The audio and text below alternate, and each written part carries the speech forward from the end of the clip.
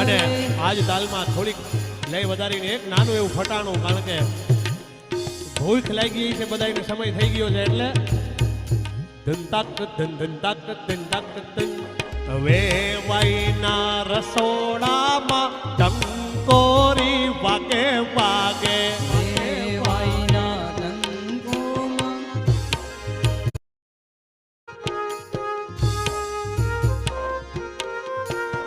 છોકરી